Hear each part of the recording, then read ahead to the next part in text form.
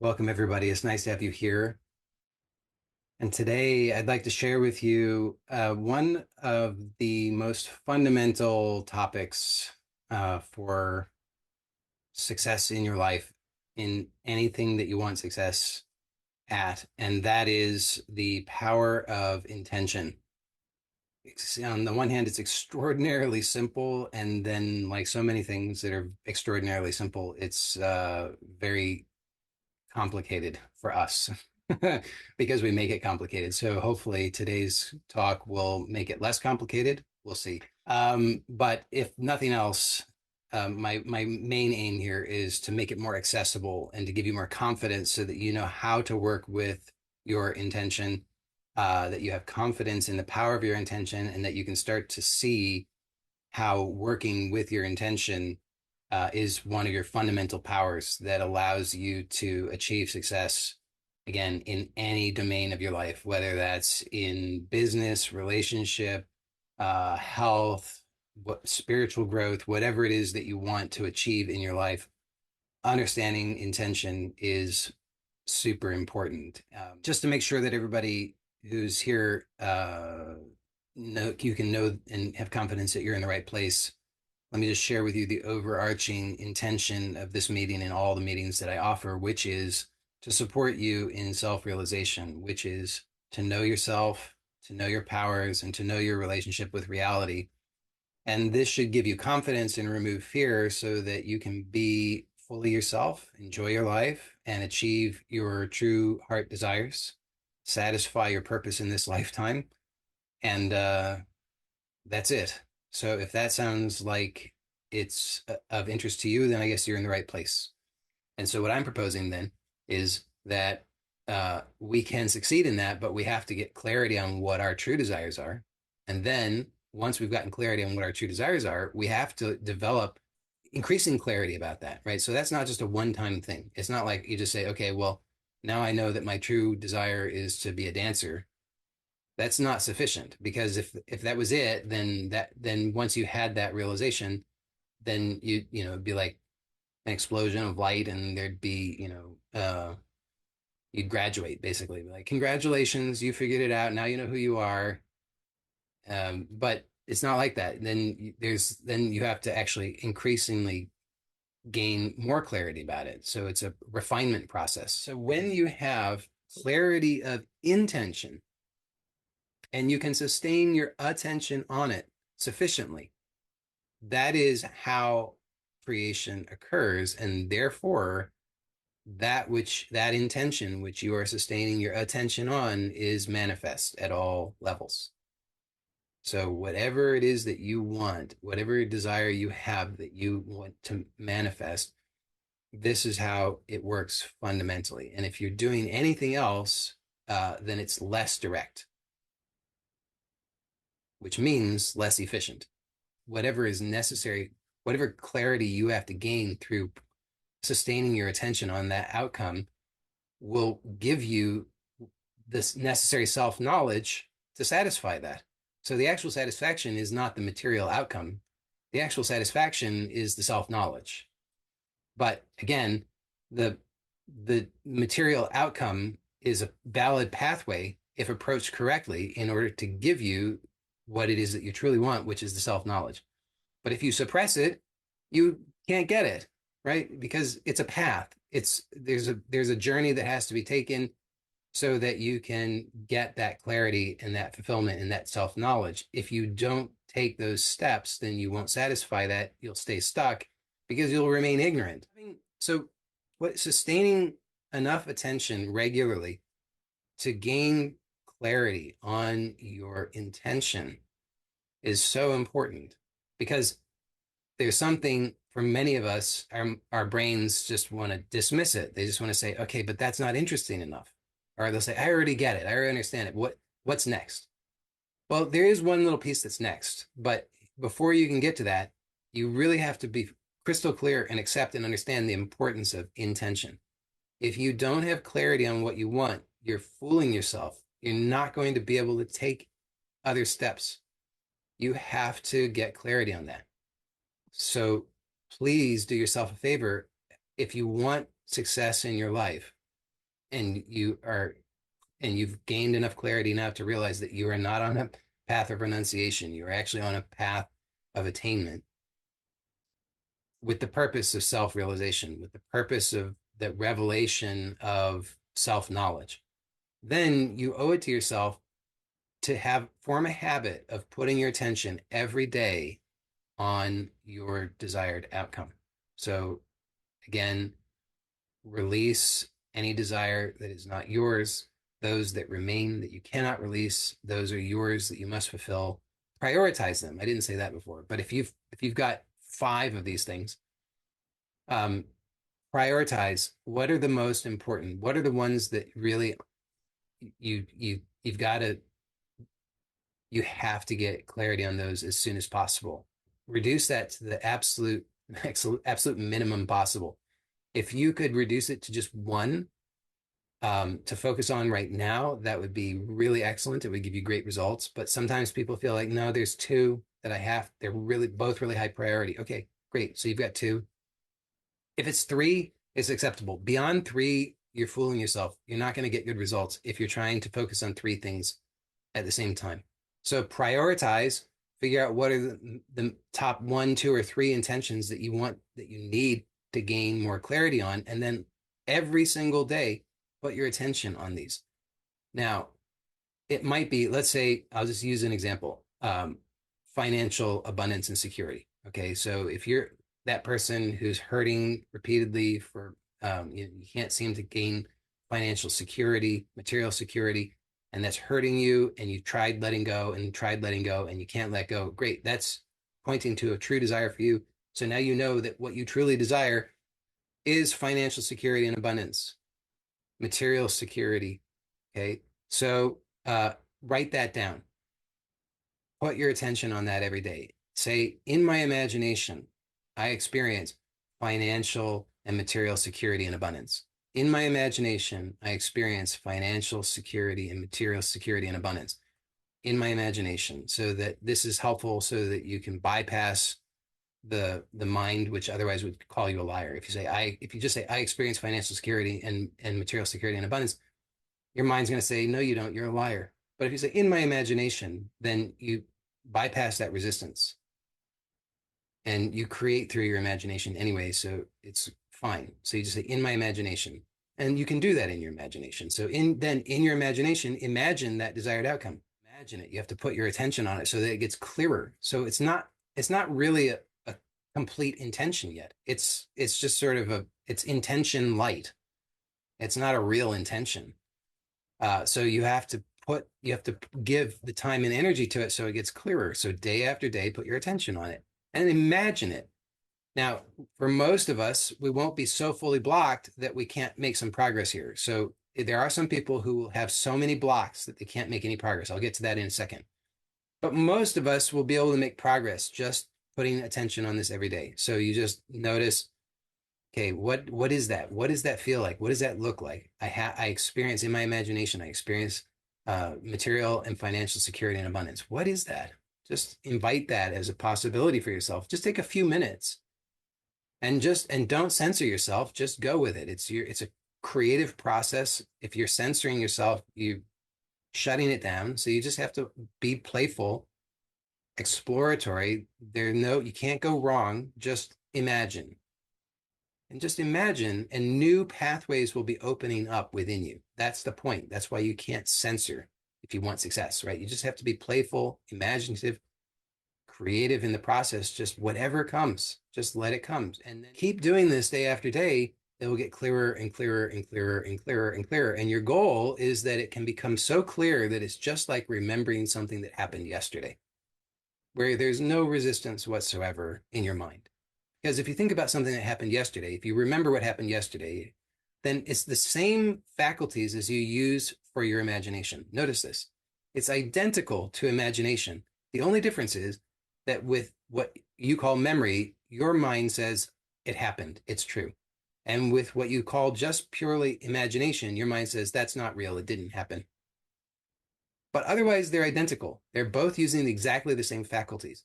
So your goal with this process is to imagine such that it's exactly as though you're remembering something that happened yesterday. It should have that same sense of naturalness and reality to it. That's your aim. And you can get there by practicing this day after day after day. You don't have to do it for hours every day, just for a few minutes. Be consistent about it though. That's the thing, is if you don't do it consistently, you're not going to get results because your energy goes where you put your attention. So you have to consistently put your attention there to develop that intention, because the intention is the power of the creation. It is everything. Your intention is the creation itself. It's not even that which creates, it is the creation. That's the thing that I'm trying to really get through about this. You should treat it that way. When you are creating this thing in your imagination, you're refining and clarifying your intention. That is the creation. It is not separate from the creation. It is one and the same. That's how powerful it is. That's how complete it is. That's how important it is. And that's why if you overlook this or dismiss it, then you cannot realistically expect to get the creative output that you want because you're overlooking the creation itself.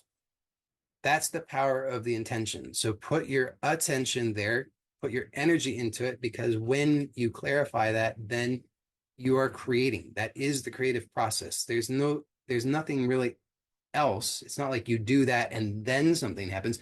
You do that, that is the creation. That's the power of intention.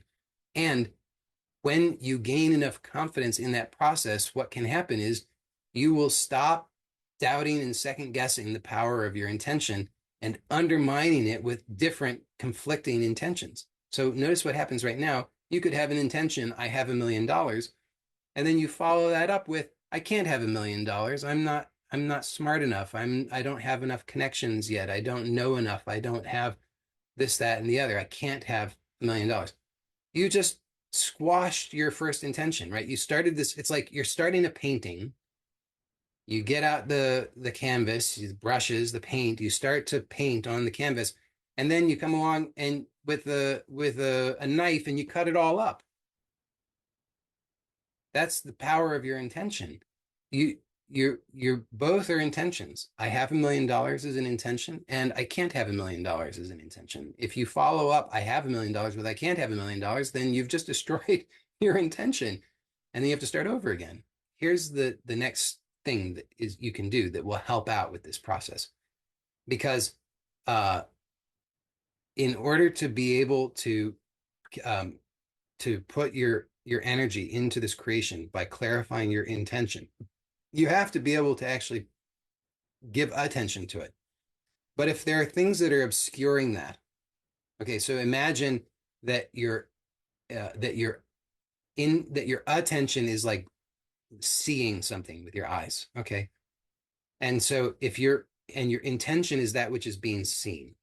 So your attention is the act of seeing with the eyes, the intention is what's being seen with the eyes. Well, in order for that process to occur, there has to be the way has to be cleared between the eyes and what is being seen. If there's something in between those, there's something in that path, it obscures what is being seen. Therefore, it hinders that process of seeing what it is that you want to see. Okay. So if we then translate that here, then in our inner process, which mirrors what I've just described, the attention is being placed on the intention. That way between the attention and the intention needs to be clear. Otherwise, you can't see the intention. Well, actually, this process of daily cultivating, putting the attention on the intention is really a process of clearing whatever is in the way, fundamentally. I guess you could say it's also about impressing upon uh, that that material that's there, whatever that intention is. But just to keep things simple, it's really fundamentally about clearing the way. So there are certain things that are obscuring that. And just by the power of repeatedly putting your attention on it, it will start to clear the way. But oftentimes those obscurations are so strong, so opaque, that that becomes very challenging, and we can get frustrated and disheartened. And so it can be very helpful to have a process by which you can remove or clear away those obscurations, anything that's interfering in the path between the attention and the intention. So here is where some techniques can be helpful. Again, understand that the power of intention is such that if you simply intend without contradicting it, and you have confidence in this, that whatever is in the way is cleared, then it is so. So that can happen in time. It should happen in time. This greatly quickens the pace of things where you can just, you're no longer hindered because there seems to be a block. You just say to yourself, you just have the intention, if there's any obscuration, it is now cleared. It's done. It's so. My attention is purely on my intention. There is nothing that can block me. When you have that clarity and that knowing, it is absolutely done. There's nothing that can contradict that other than you. But along the way, most of us don't have that level of confidence to start. So here's where some techniques can be useful. And I have shared, as I shared last week, I think that working with these obscurations in the form of limiting beliefs for most of them is very effective and powerful. So that's the number one way that I recommend doing that. So when you are putting your attention daily on your intended desired outcome, be aware of whatever limiting beliefs surface in your mind.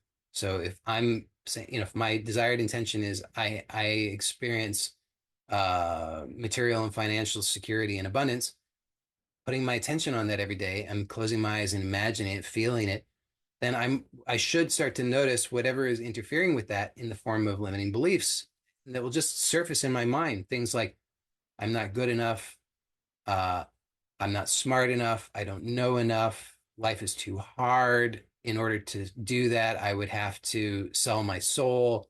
Rich people are bad, on and on, right? These kinds of things might surface. So obviously, if those things are getting my attention, then my attention is not going to my intention. See how that works? So what you can do as an intermediate step is write down those limiting beliefs that come up as you're putting your attention daily on your desired outcome. Just notice what surfaces and interferes. Write them down. Don't censor yourself. So this really important in this process. If the limiting belief comes up and says, I'm not good enough, and you say, oh, but I'm plenty good. There's nothing wrong with me. I'm good enough. So I won't write that down. Well, then you're fooling yourself, because if you have that belief, which you do if it surfaced, and you don't write it down, how are you going to clear it? You won't. If it comes up, just write it down. Then use a process that will effectively release the beliefs. In this, you want to understand that what a belief is it's just an association. Fundamentally, it's an association between a feeling and a meaning that you've given to it. So we could say a thought and a feeling. If that association, that's the fundamental association. If that does not exist, you don't have the belief. All the content in consciousness is just moving, coming, and going, and it doesn't mean anything, and it's not associated with anything else. The thought and the feeling don't actually go together, but through repetition, the association has formed for you.